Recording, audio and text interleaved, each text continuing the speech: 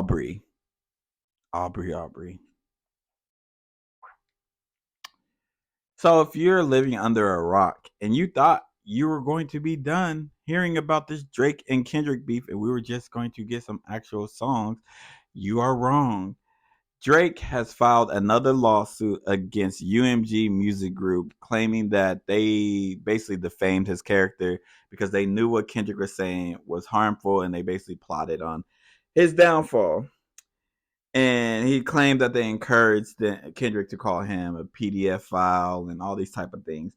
And I just want to say, Drake, you're coming off as a sore loser and a hypocrite.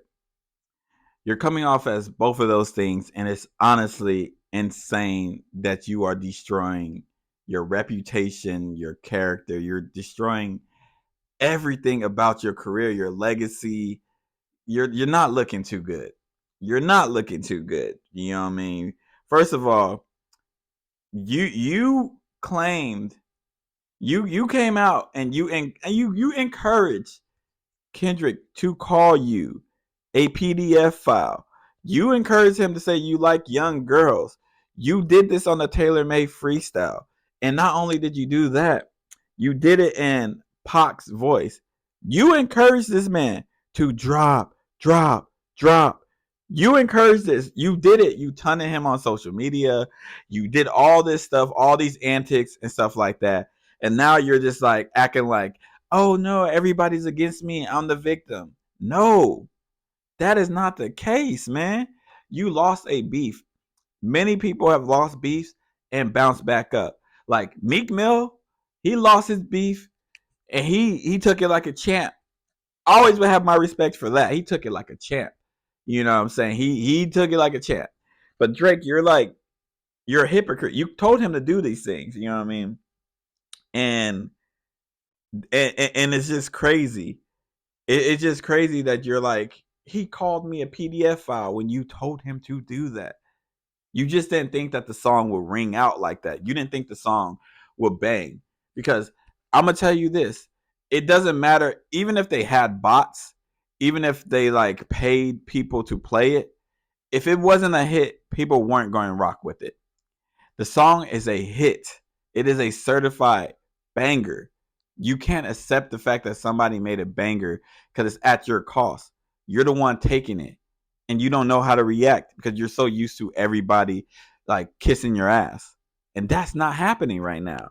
But also, including streamers and YouTubers like coming at RDC and Kai Cenat and all these people, when you use them for your song, you told Kai Cenat, stay on stream. You told him that. You know what I mean? Because you used them. You was using them young boys. Like, you used them. And now because they played both sides, like they reacted to Kendrick stuff too. Because they are not, that's what they do. They're reacting to these things. That's literally how they gain their platform. It's literally what their fans want to see. And you're including them. When you did the same thing, you used them. I have a hard time accepting that fact. And I especially don't like that you only included all of the black people who reacted to you. There's so many people, black, white, all over, who make hip hop content, mind you, who reacted to this song, but you decided to sue the black ones or to include them in the lawsuit. What's that about? You really not like us. You really not like us. And that's why that song is like, it's aging like fine wine. It's aging like black people. It's aging so good because what? What are we doing right now? Like, I'm literally like, I'm disappointed. Like, it's like, I don't know, man. I have higher hopes for you, man. I'm a fan of Drake's music. I'm a fan. I have higher hopes for you, man. That's some hoe stuff. And like this Karen behavior that you're displaying, it's just sickening. It's sickening. Like to say not like us is anti-Semitic because he's saying like he don't want it, like you not like us basically, and all these type of things. It's not because of your Jewish heritage. It's not because you're Jewish. You know what I mean? Nobody cares about that. It's because of how you use the culture only for financial gain. How you are not connected to the culture in any way. Like, you never use a Toronto sound. You never put anything on like that. You don't really be putting your people on. If anything, you just steal from them. You don't help the culture. You take from the culture. Like, every artist that you work with, you have taken from them. You haven't given them anything. With Future, you took the whole Atlanta style, the whole trap stuff. You know what I mean? Travis Scott, you took his stuff. You know, like, you stayed taking Party Next Door stuff. Like, you're not giving anything to the culture. When you only are engaging in this space for financial gain, you look crazy. You look bad. There's been 20 different Drakes. There's been Caribbean Drake. There's been Backpack Drake.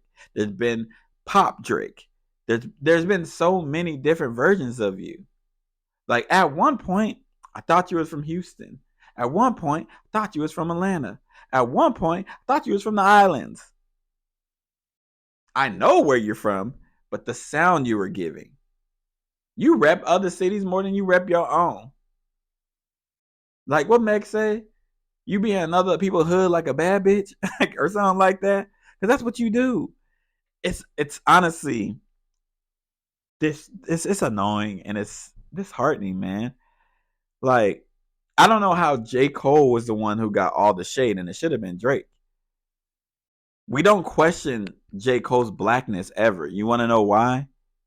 You want to know why? Because he doesn't use it for financial gain. You never question, is J. Cole see himself as a black man? Why?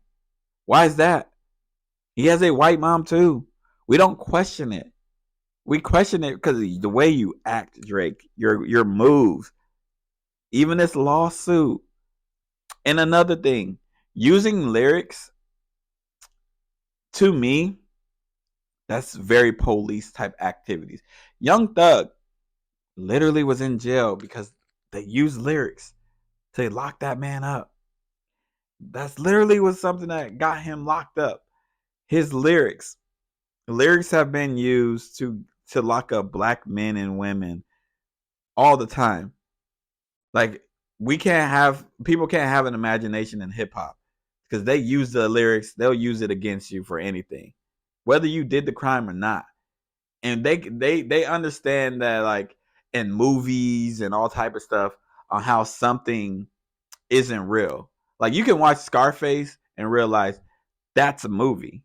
But for some reason, they hear Scarface the rapper, and they're like, that's all he did, all that stuff. You know, that's crazy.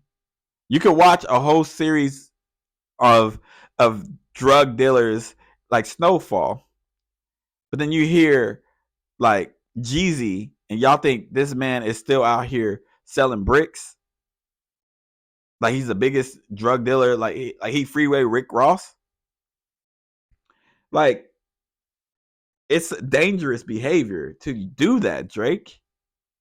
And I know you not gonna see. Actually, I know you gonna see this because you see everything because you're always on the internet. That's some whole behavior. It's very Karen behavior. And it's honestly dangerous of what that's going to set for future rap battles. Because now, if you get in a rap battle with somebody, you got to worry about them taking you to court and suing you for defamation. Like, you wanted this. You told him to do this. You egged it on. And now you're making a mockery of hip hop. You're making a mockery of hip hop. And I blame Drake, and I blame a lot of other people, but I blame Drake in particular for the mockery of hip hop and how people feel so comfortable disrespecting hip hop. Because this whole thing, the whole beef, you were like memeing it and all this type of stuff and all these gimmicky stuff that was like honestly turning me away from the beef. You made a mockery of hip hop. This is not an art form for you to just disrespect and play with like it's not what it is. You know what I'm saying? You clearly don't love it like you pretend. You made a mockery of it. And you're doing it now with this court case. It's ridiculous. You're coming off as a sore loser. I'm honestly tired of it, bro. Like, if I was Kendrick, when I do that Toronto show, I would play every one of my diss tracks back to back to back to back. I will play Euphoria. I'll play 616 in LA. I will play Meet the Grams. I will play Not Like Us. I will bring out Pusha T. Play the story of Adidon. I might bring out Joe Budden and have him play his diss track. Matter of fact, you know how hypocritical you are, Drake. You are literally like saying like, "Oh, I had to take my son out of school because he was getting teased and people showing up to my house and all that type of stuff." You egged it on when you and Joe Budden was beefing. When them people showed up to Joe Budden's house when he was chasing them. You're just a hypocrite. You're a sore loser, bro. You lost a lot of respect. This whole beef, you lost a lot of respect. And will you ever be able to recover? You probably will, because you're so close to the whiteness part, they're never going to leave you. You're always going to have those fans. You're always going to be able to have those fanboys. You got that. But you're never going to be the level that you were. You're never going to be seen as one of the big three. Kendrick was right. There ain't no big three. There ain't no big three.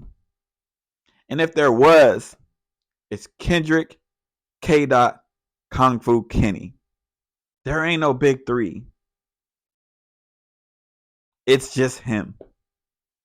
As big as a J. Cole fan that I am, J. Cole ain't never want that title. And I know he's the one who said it. He didn't want that. My big three: Crit, Kendrick, Cole. If you made me do a big three, that's my big three. I know Cole's getting all this criticism. Y'all need to be giving it to Drake because he's going out sorry. You're a loser. Karen, be better.